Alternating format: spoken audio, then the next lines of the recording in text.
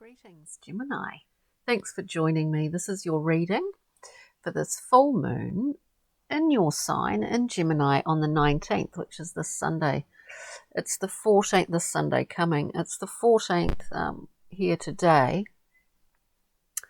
So I thought I'd get these readings in. But I did actually do a Gemini reading, and by my own hand, my own mistake, the sound was not on. So I'm doing your reading twice, which would be interesting to see if it's anyway like your first one, Gemini. So we're looking at overarching energies for you at this time, looking at your choices at this time. It's pretty crazy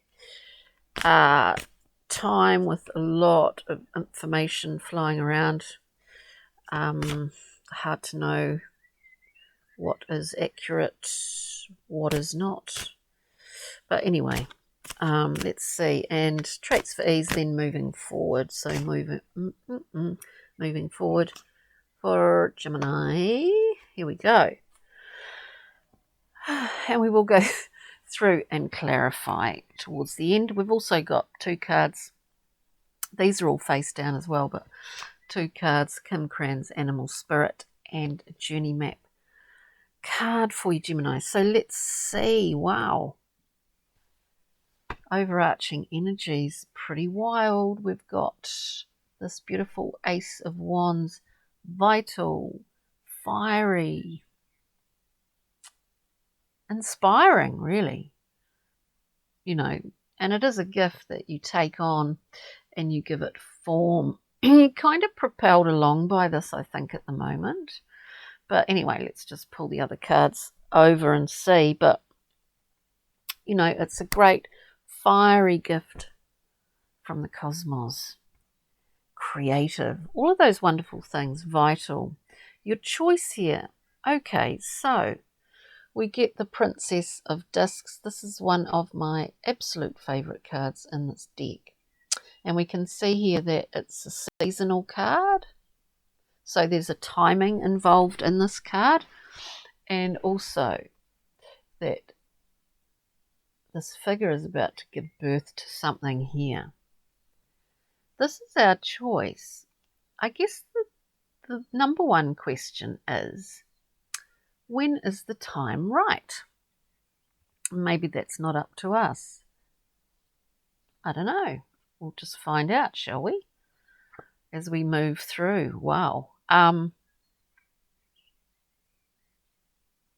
It's quite full on. Traits for ease. We know here, the Wheel of Fortune, that we're on another spin of the wheel. Don't you love this card? I just love this Wheel of Fortune in the Thoth deck. Go with the flow, Gemini. And the Chariot very much is coming up a lot of the time in these readings. Moving forward, we've got the Chariot in absolute balance. That is why the Chariot can move so swiftly. Works in progress, shaping these things as the Chariot moves along. We're giving form to these things. New creation, new impetus for projects, and going with the flow. This is part of being in unison with cycles, but with a new cycle specifically in terms of our life here. This is our time, as it were, Gemini. So it's pretty amazing. Let's just have a look at this Ace of Wands. Can we clarify that? Can we bring it into something that's a little bit more specific for us, maybe? We get the King of Swords. The King of Swords. Maybe it makes us a little bit more acute, a little bit, I'm not saying sharper, more precise. more unrelenting in our desire to create, to fulfill this, to allow this energy to come through. It does appear that way. Hang on a moment. Can we get one more card, please? For this, these overarching energies, which are really quite powerful. Certainly with the Empress coming in as well. So there's a strong integration here of quite male energy, or maybe energy is not the right word, qualities with the female, with nurturing, with creative, fertile ground. It's as if the ground is ready for this new creation of yours to come through, Gemini. Can we clarify that, Princess of Discs? And you're taking your time. That's what I hear. You're taking your time.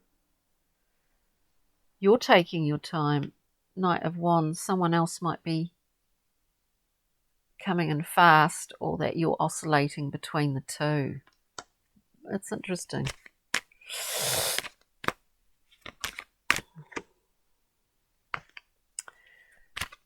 Interesting.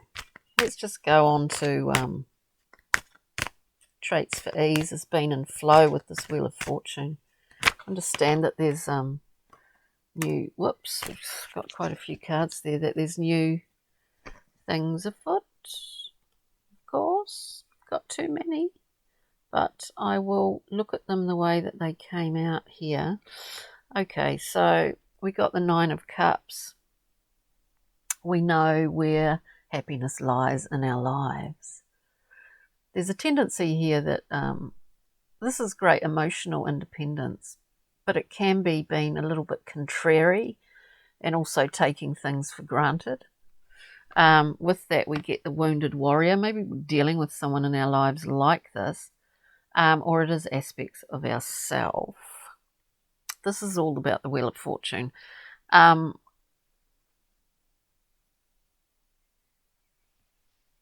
It's either in relation to ourselves, this Wounded Warrior, the Nine of Wands, habits, behaviours, habitual behaviours actually. Then we get the Five. We go down to the Five, where it all started almost. Conflict. Inner conflict.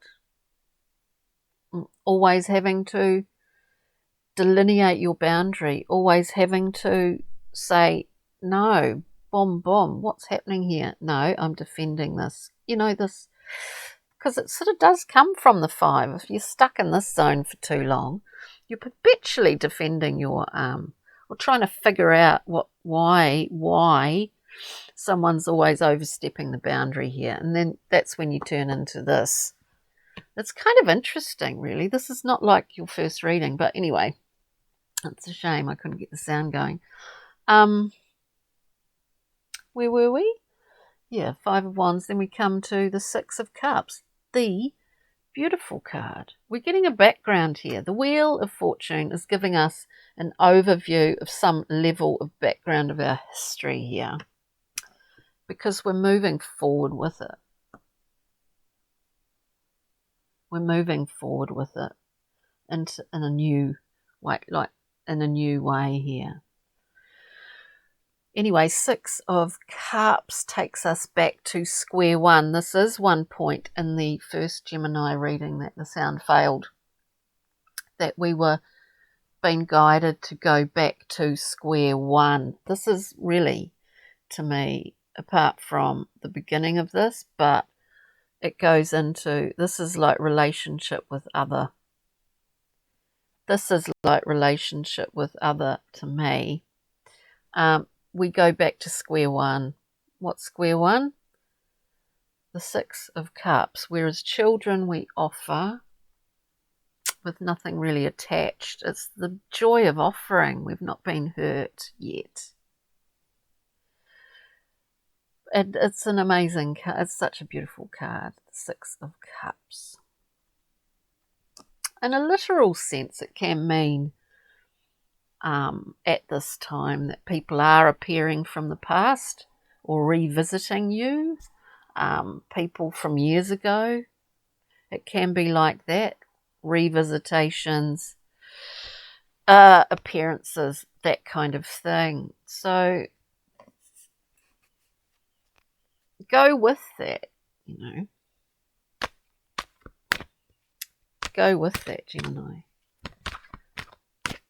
You don't know who's, you know, it's like fortune. Well, I always say that, don't I? Fortune favours the brave, but it does. Especially when it comes to nutting out your own process.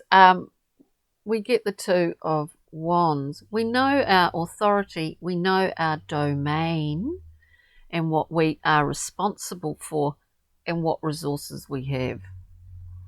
So we're aware of all of this with the Chariot and the Ace of Swords moving forward. It's pretty clear. Works are in progress. This is where we see the outcomes of being propelled along by this ace, you know. So it's all quite fascinating. Now, Kim Cran's animal spirit, we have the hawk going in, target, lock on target, down we go. Journey map, awake and aware, welcome in.